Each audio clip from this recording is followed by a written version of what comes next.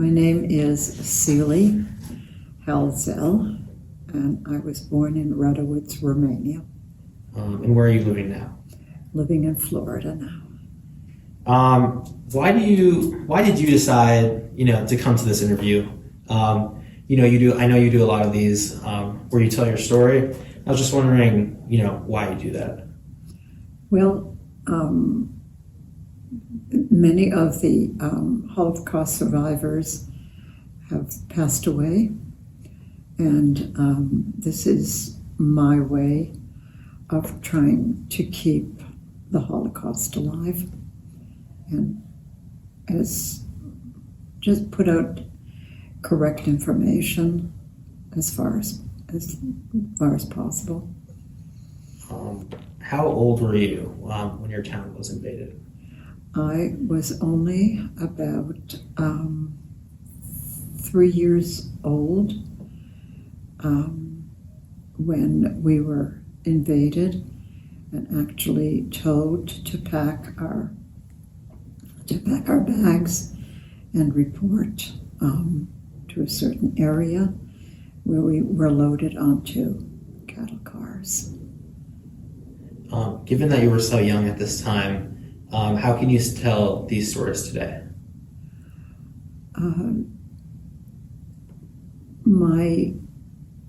My aunt, my sister and I, and my aunt, my mother's sister, were the only three that were saved. And after the Holocaust, she lived in Montreal. She used to come on visits, and because I had been so young, I really didn't know or have a lot of information. And one of the things I tried really hard to do was to talk to her about the Holocaust. She was the only adult that had been left alive. She found it very difficult. So did I. We often started to cry together. I felt badly asking her to do something and making her cry, and so we stopped talking about it. I regret that now, because it would have been okay. We could have sat and cried together, but I would have known so much more of my background than I do. I know this is, a very emotional thing to talk about. Was she forthcoming in the beginning when you asked about it? Not to a great extent. No, I had to coax her along. But when I saw that, it brought her to tears, I just stopped doing it. What do you remember, or what have you been told about your life before this war started? Before the war started, we had quite a good life. We were in the middle class. My father owned a brush factory. We had good lives. That's about all that I was told or could remember. So when did you really notice when something was wrong in your town, or when did your family notice? Well, I was born in 1939, and there were already rumblings. By then, I would say that maybe a year or so later, things got really bad, and we were herded out of our houses, put on trains, and that was the last that I saw of my hometown. What did your parents do when they started to hear these rumblings and they knew something bad might happen? Mm-hmm. At first, a number of their friends had already left. before this started, because they could tell something was wrong and they had better leave. But I was only about 3 years old. My sister was just a couple of years older, and for them it seemed impossible to take 2 small children and leave. And so they decided to take a chance and stayed behind. Where were you taken after you were removed? So we were, my parents, the family was taken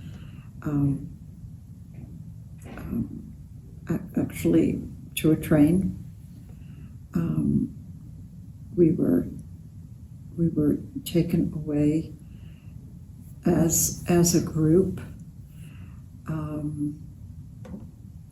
on a train. The conditions were terrible. My father, who needed insulin, of course, didn't receive it. He became ill and he passed away, and this was all at the very beginning when we were taken to a detention camp called Mogilev. Conditions there were horrid.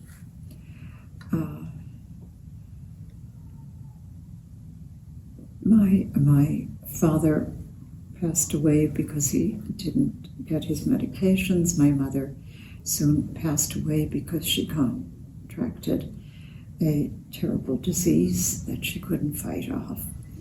And so now my aunt was left with the 2 of us.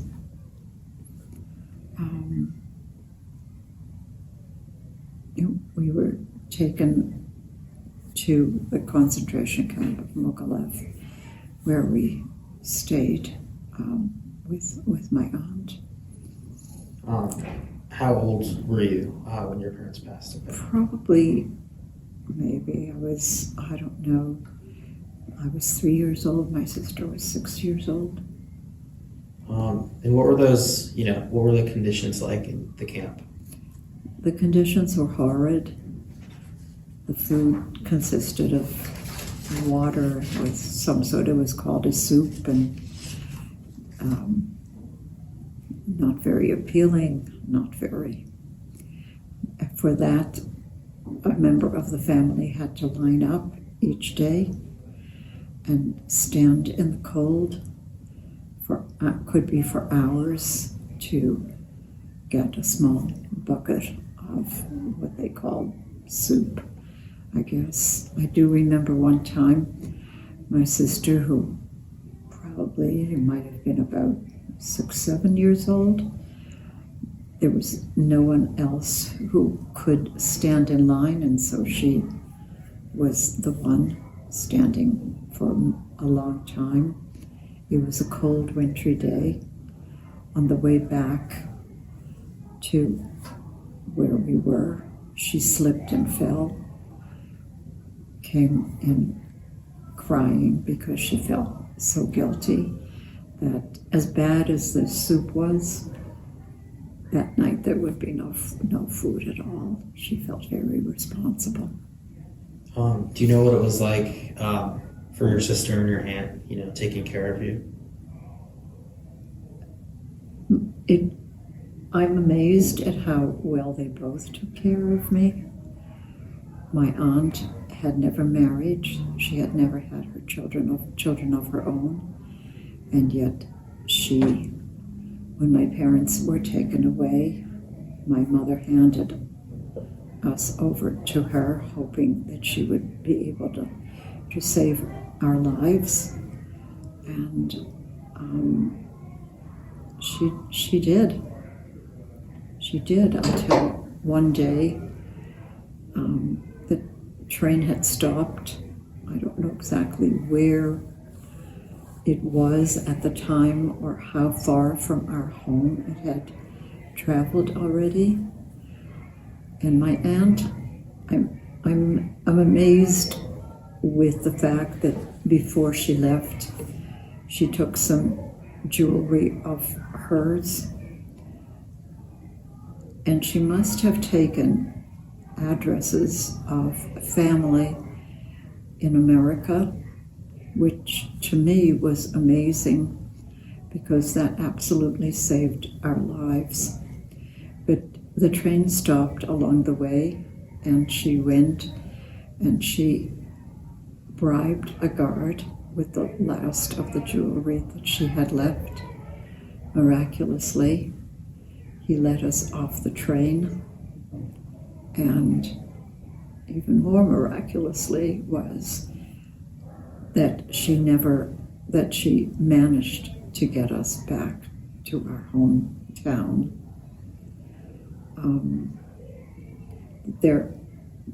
This is where I would have liked to have asked her, how did you do it? How many miles away were we from our hometown? How did you manage to get us back?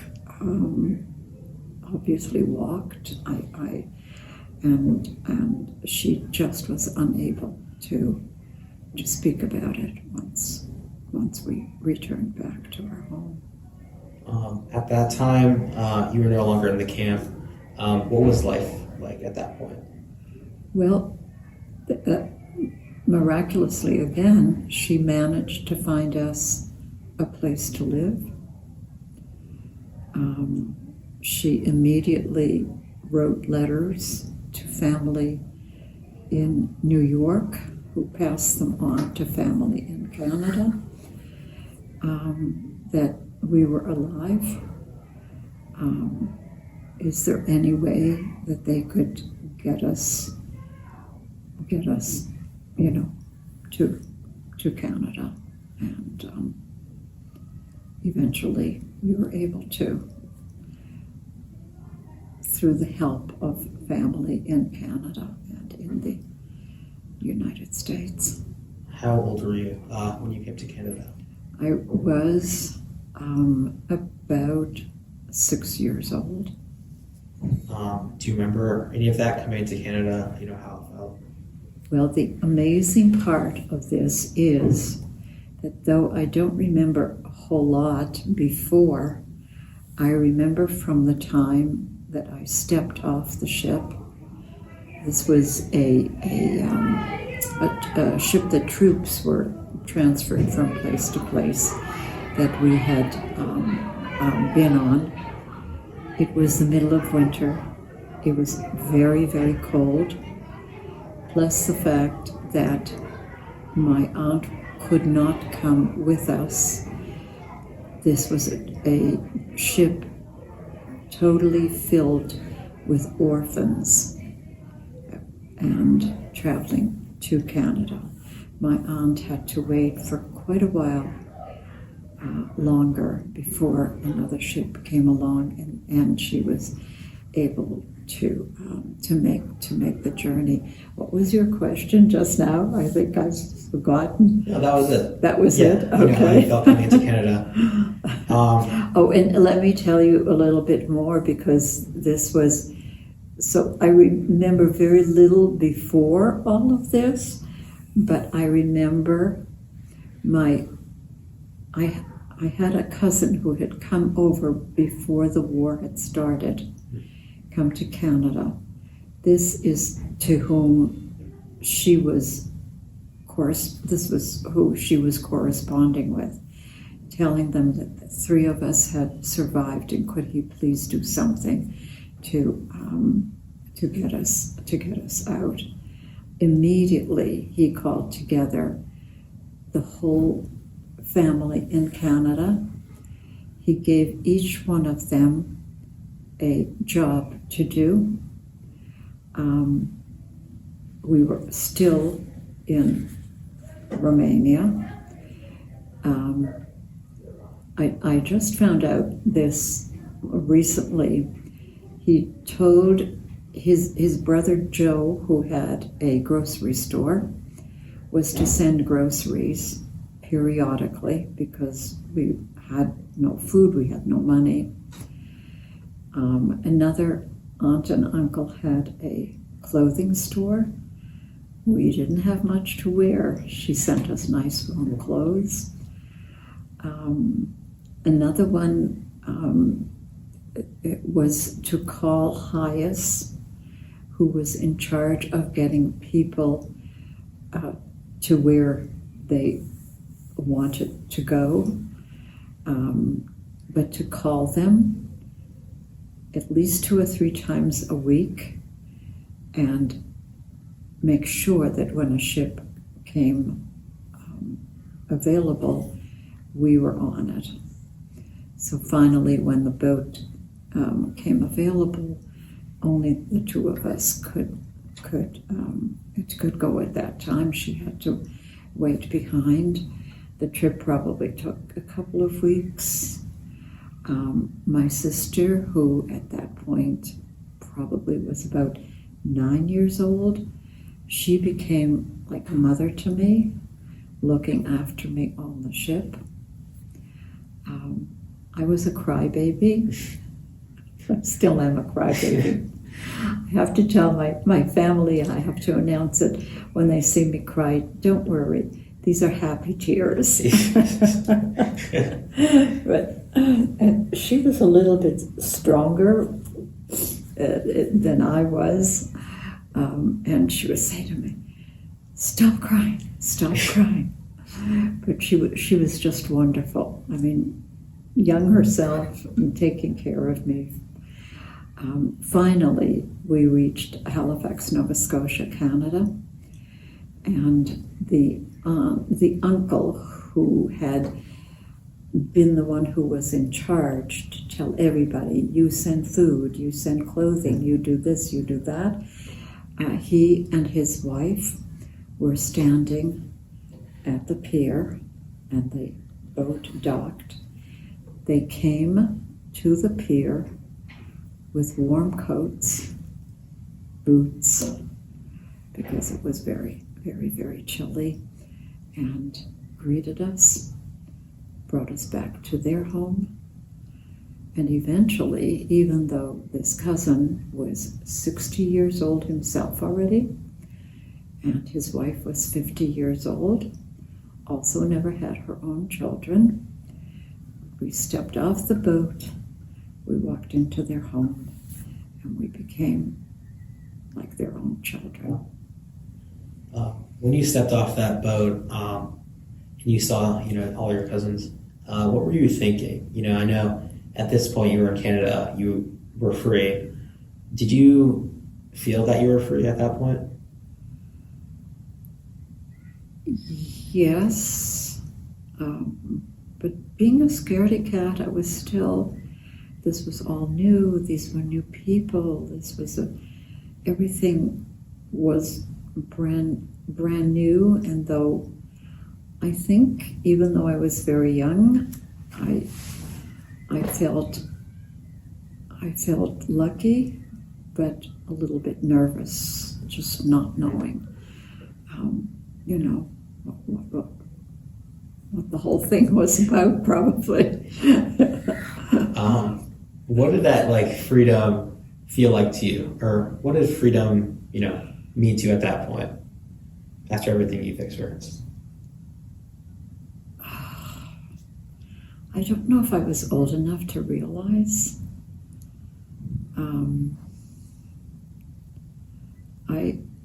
I just know that it just began a brand new life for me. And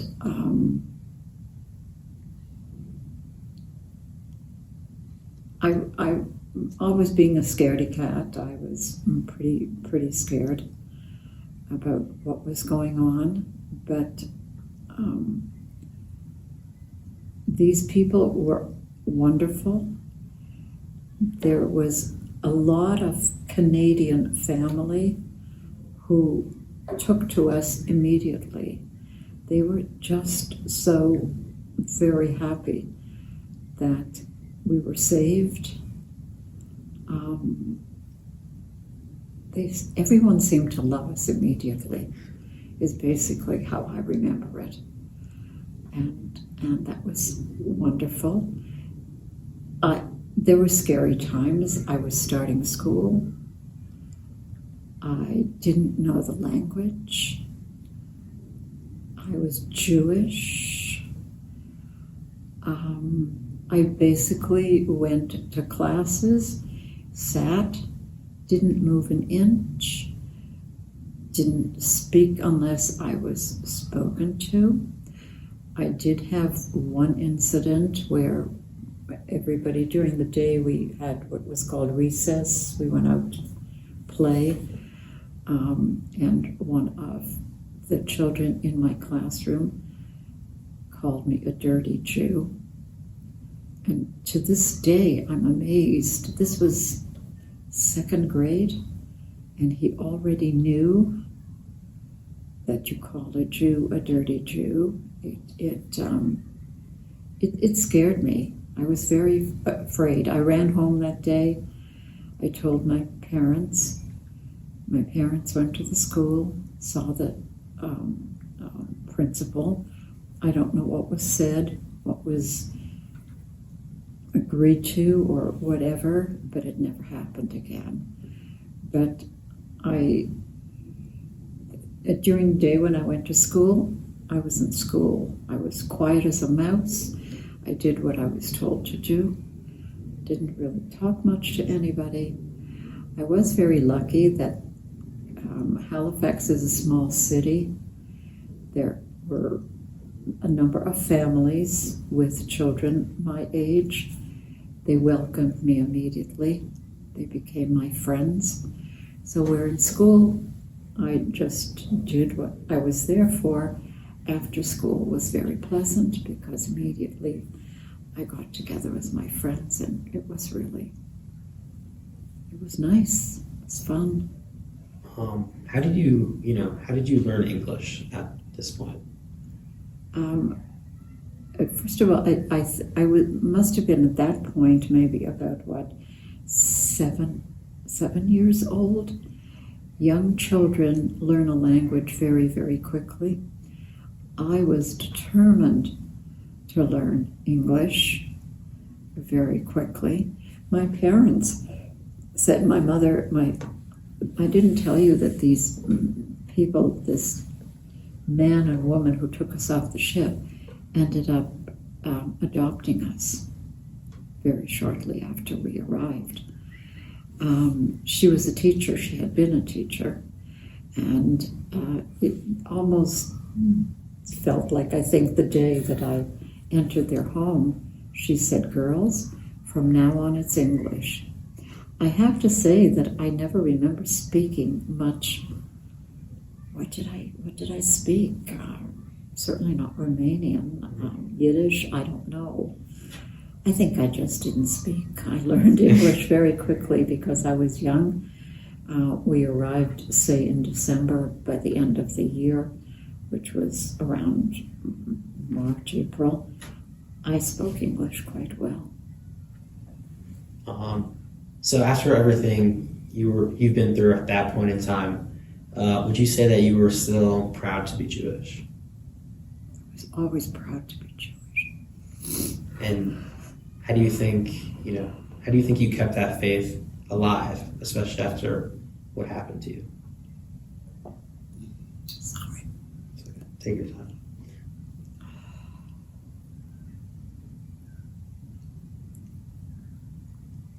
Truthfully, I don't know how.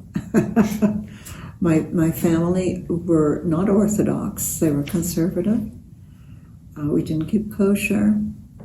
My father and my mother, my father more so, he was the, shortly after I left, they built a brand new conservative synagogue, and he became the first president. My father was very, very involved in the problems in Israel at that time. If any of our Israeli family needed something, they would write letters to him. Please see, he would get the family together. He would get each person in the family. He would say, please give money. So-and-so needs a tractor in Israel. I loved it from the minute I saw how he how much it meant to him. He used to have meetings at the house, and he would invite people in the community who he knew could afford to collect money to help Israel in any way. I remember he would have the meetings at our house, and they would be like in the living room, and I would be sitting on the steps. Nobody saw me, listening to what he was saying about Israel. If he needed to get people together to raise money for a tractor for somebody, he was very stern, you know. He would tell them, you can afford more, you know, you need to help, you need to do more than that. And I was sitting on the steps and I was listening to all of this. I don't know where I got my love immediately, but it was definitely from my father, all that he did, how hard he worked. I loved it. I don't know how.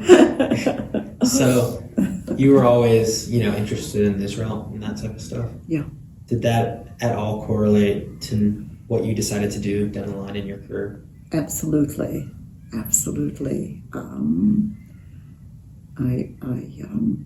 For a little while, my mother had this little kindergarten in the synagogue, and that she led just once a week.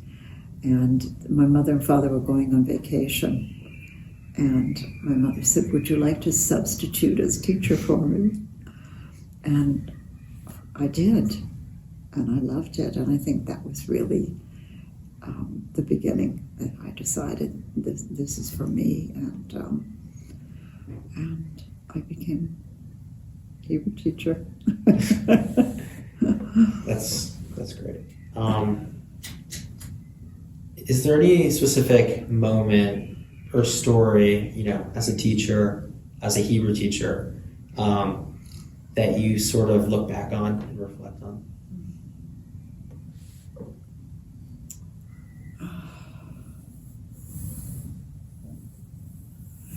Well, and this actually happened years later when I was already, I was teaching in the United States. And one day we had a program. At first teachers weren't allowed to talk about the Holocaust in class. Parents felt,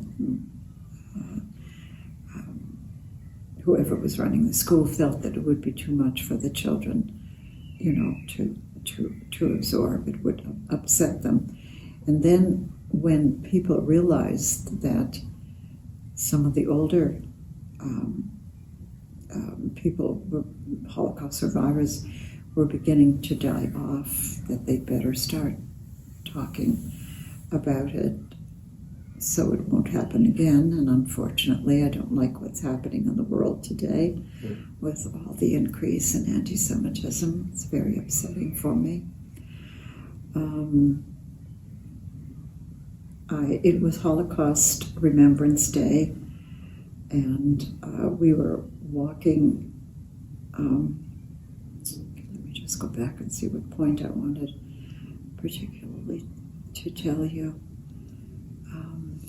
Yes, I was taking my children to Holocaust Remembrance program, and I keep forgetting my point for a minute.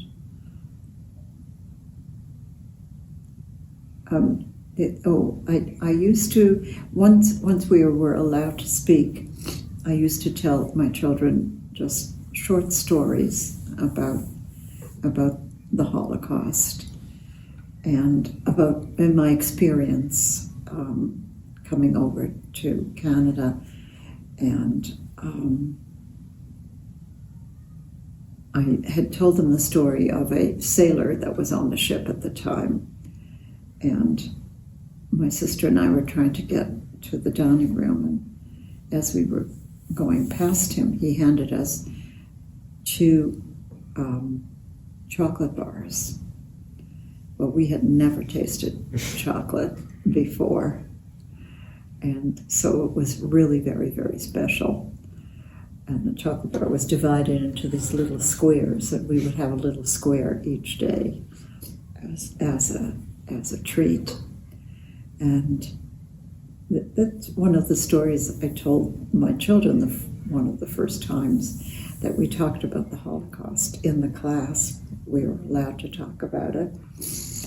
And the next day, each child, before I arrived in the classroom, each child had come into the class, brought me a chocolate bar, and left 22 chocolate bars on the desk. How did that make you feel? I was so touched. I was so touched. It just, without speaking, they told me a whole lot. That's great. Have you ever gone back to your hometown? No, I didn't. I at one point I thought of it. I would only have gone if the whole family had come with me. But because I was so young, I remembered nothing about it. And so I just felt that it would be difficult to do and really there was no sense to it, So people who go back remember the street they lived on and all of this, and I didn't remember a thing. So I guess I forgot to ask you this earlier, but I'm curious how you got from Canada to the United States and now where you are in Florida. Sure. Let me think. Yes, absolutely. I want to tell you this.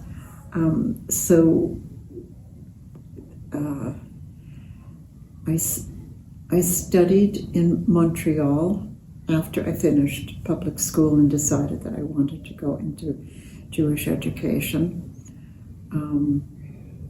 I studied in Montreal for 2 years at a school, and they sent me to Israel for a year of study in Israel at the end of my 2 years of studying in Montreal.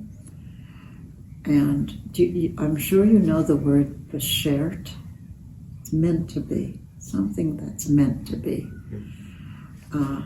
That same year, that same time, my husband-to-be was sent by his school in New York to the same place to study for a year. When did you get married?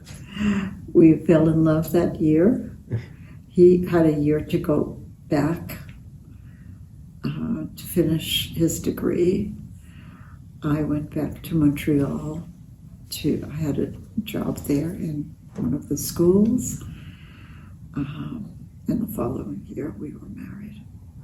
So it seems to me that this marriage was meant to be. I should go from one end, he should go from the other. We didn't know, And it's a wonderful marriage. And how many kids do you have? We just had the one child, and that's your Celie Halzel. Speaking of I know you had a career in Jewish education, and now Avi is the CEO of DJDS. I'm wondering, how did that make you feel? It made me feel very, very proud.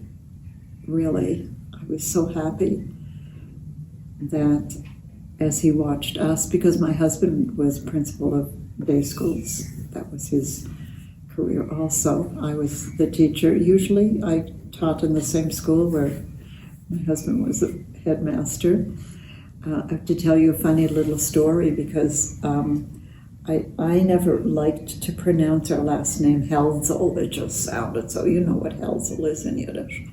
And so when I taught at the same school, I always said my last name just a little bit different. I pronounced it Halzel. And one time one of the parents came to me and said, you know, the headmaster's name is Halzel and you're Halzel. Are you by any chance related? So of course I said yes. Now what was your question? I forgot. You got to it.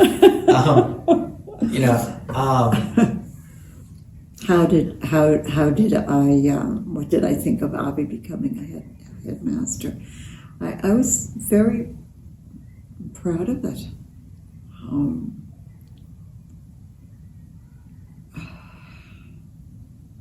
And I'm just trying to think back to what his choices were before he came to the realization that that's what he also wanted to do. Went through, thought maybe an architect. There was something else I've forgotten, but in the end, this is what he wanted, and I think he's done a great job. I'm curious on, why you felt that you had to change your name when you taught. No, I just didn't like that Yiddish sound, which is terrible. Halzel is like your neck, and it just was so not, I don't know. Maybe I was a little embarrassed by Mrs. Halzel. So I just decided, I didn't say anything to anybody, but when I registered and in the school, I just said, yes, I'm Celie Halzel. That was it.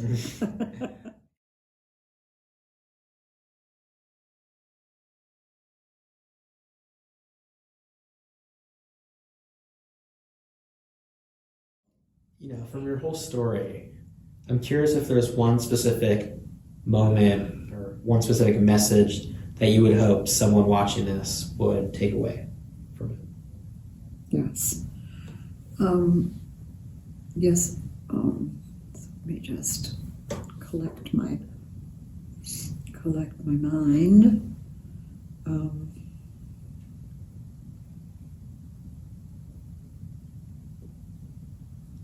And it just came to me recently and I have written and rewritten my script over and over and over again, adding, taking away, and so forth.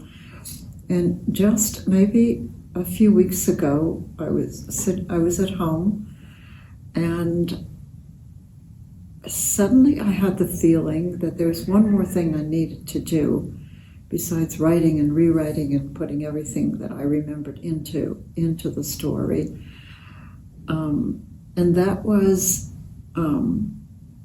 the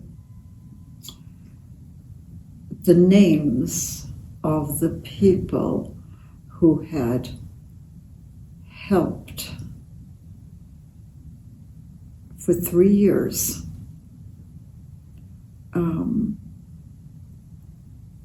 to make sure that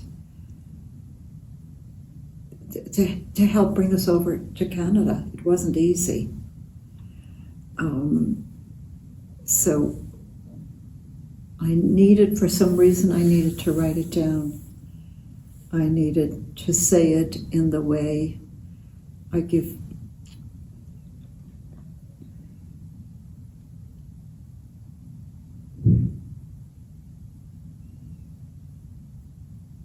Sorry. It's okay.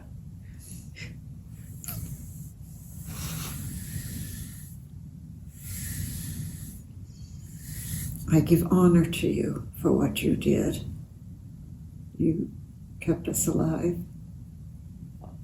And so I sat down and I actually wrote it out, piece by piece. My Aunt Pearl, my mother's sister, who my mother literally took us and threw us into her arms, hoping that she would save us. And so I wrote out, and it made me feel better. I wrote out, I give honor to you for having had the courage. She was never married, she never had children. This was such a terrible time. I give honor to you for taking this on. And then I went through each person who helped. For 3 years, they didn't give up. And they made sure that we stayed alive, and we, in the end, were able to. And I named them. I named my father Noah. He was the one who became in charge. My father wasn't my father, it was my cousin at that point. He was in charge. He told each person, you have a grocery store, you send groceries every so often. You have a clothing store, you send clothing every so often. You live in Montreal, where Highest is situated. You call this was to his sister, you call 2 or 3 times a week and nag them. Be sure that if a ship became available, make sure the girls get on it. Each one he relegated. They did this for 3 years.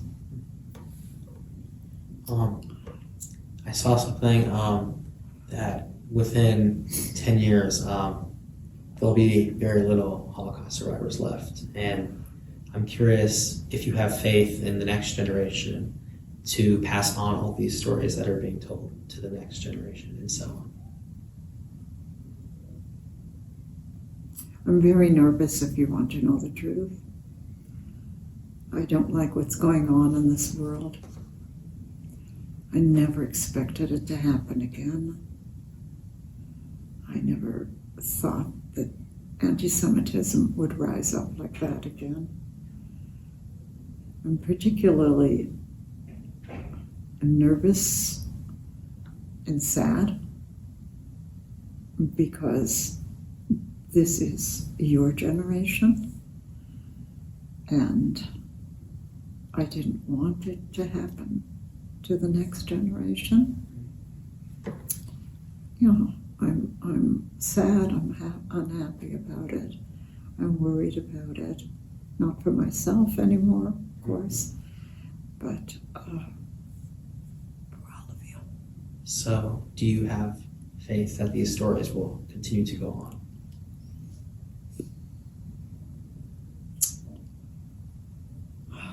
I hope so.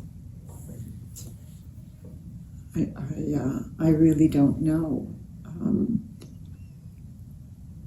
I think there will be people that will pick up the responsibility and do it. I don't know, I haven't gotten that far because all of what's happened lately is so hard to accept that I don't know what will happen. I just don't know. And it's upsetting. What do you find happening in the school? How much time is spent on Holocaust? I would say a large amount. A large amount. I know we have several classes dedicated to just the Holocaust. Holocaust and literature is one of them. I'm pretty sure it's one of our biggest classes. I think this school has done a great job of raising Zionists and raising people who are proud to be Jewish. And so I'd say a good amount of time is spent on that. Makes me feel a lot better. Mm-hmm. I haven't been close enough to schools in the last number of years to know exactly, has it been dropped to a great degree? Is it, because unfortunately, your generation is going to have to deal with it, which is so upsetting. I just never thought it would happen again. But I don't know why. It doesn't take a lot just for people to start, talking about the dirty Jew, the whatever, and I don't know, I was thinking about, I think somebody asked me, why do people hate the Jews so much? Or I began to think about it over and over and over again. Why do people hate us so much? And I made a little list of why I think. I don't know whether it's right or wrong. I think we've always been successful wherever we've been. I think we're hardworking. We study. Whatever we do, it isn't as though we do nothing. It's because we work hard at these things, and that's why we're so successful. And I think people who are not as successful as we are look upon us. They don't realize that we've also worked really hard to get to where we are. They don't realize how much we have contributed, no matter where the Jews lived, how much they have contributed, medicine and whatever it is. All they can see is, oh, those rich Jews, and off they go, and with their feelings and their, I don't know. I'm disappointed it's happening again, to a great degree. In a way, I'm nervous for all of you.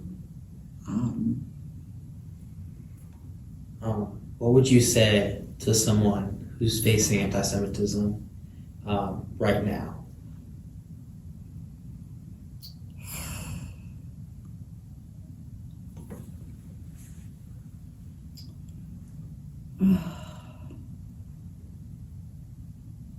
I have to think about it.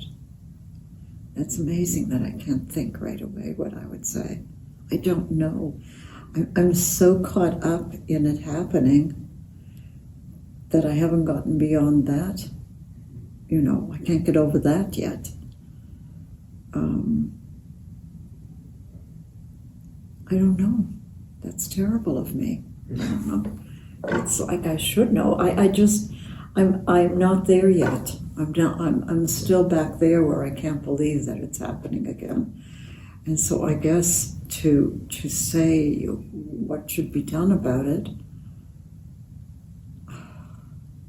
but I will think about it. Okay. And I will make up a list in my head. Okay.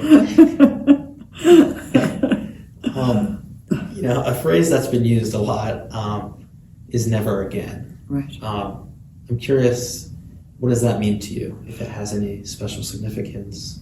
I really believed that it would never happen again. And I guess that's why I can't answer the previous question, because I wasn't prepared for this thinking. And it just all happened so quickly, I think.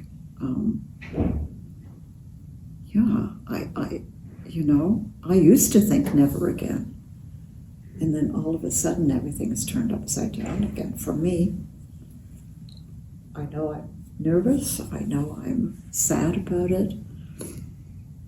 I know I, for some reason, didn't expect it. I don't know. It's terrible. I'm very upset about it. It's basically what should be done, or I have no idea. I hope the higher ups know what should be done. How can we, as a new generation and as a school, make sure never again stays true? Or do you not think that would be possible?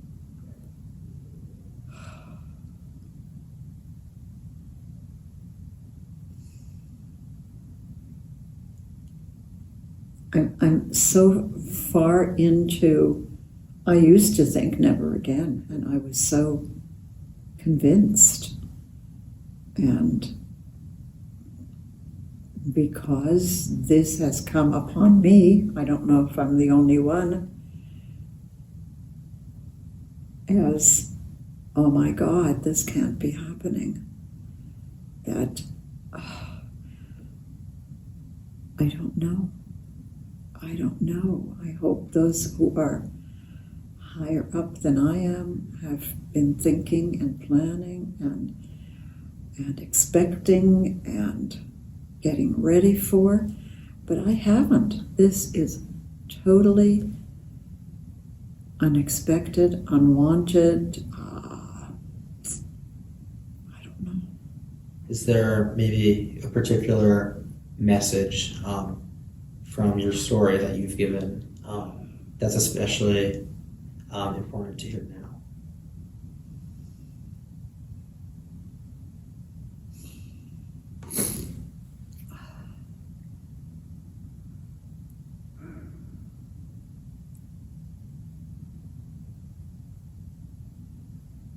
I have to think.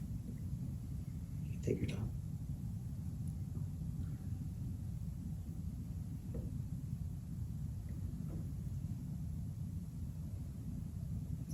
I think one thing has been that I've been so thankful. I've been so lucky in so many ways.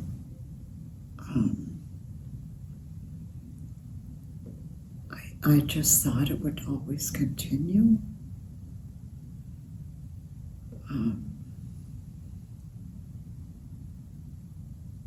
I'm worried, but I'm a worrier. Don't forget I'm a crier too. I'm shocked. I am shocked, and I can't get beyond that yet. I'm just hoping that there are people out there that are prepared and will know what to do, and I always expect the worst. That's not good. I don't know. I think I'm in shock. I really haven't gotten beyond thinking positively in any way about it. I wish it hadn't happened.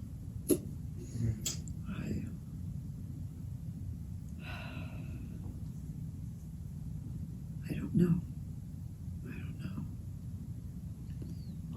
Would you say that there's anything people may not understand about Holocaust survivors? Or, something that's not true and they believe?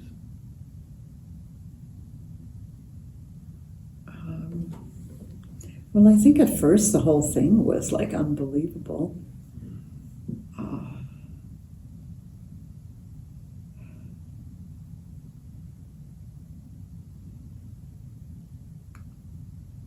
Just repeat the question again if you can. Is there anything people often misunderstand about Holocaust survivors? About Holocaust survivors.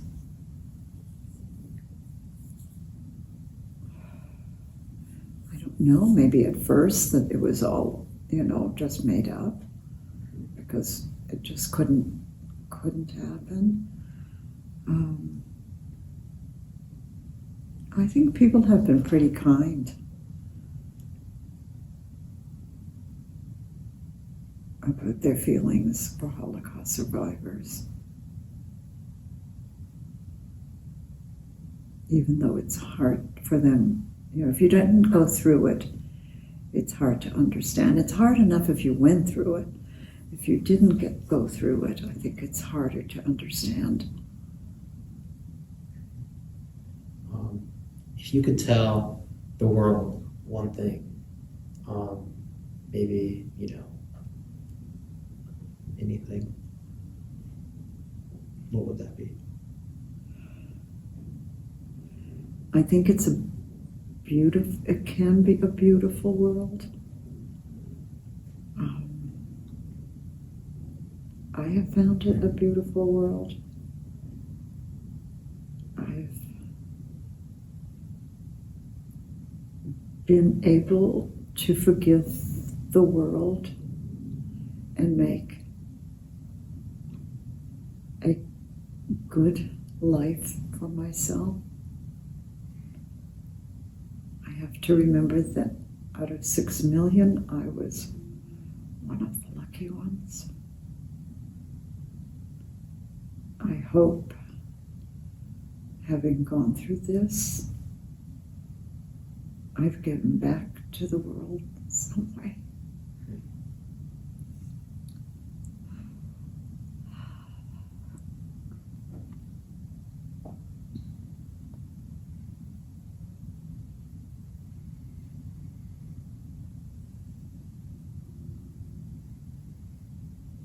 I've also been lucky that I've had many friends who understand me, my situation, are proud of me.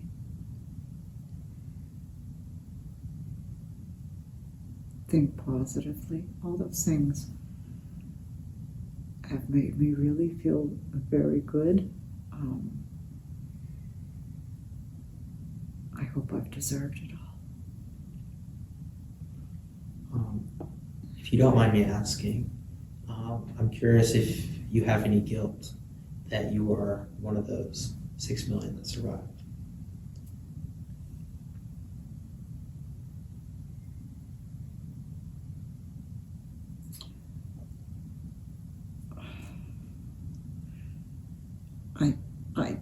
Maybe it'll sound terrible, but I've never felt that way. I've always felt lucky. Why I was chosen, I have absolutely no idea. But I hope I've lived up to the right to have been chosen. I've tried to be a good person, good friend, good mother.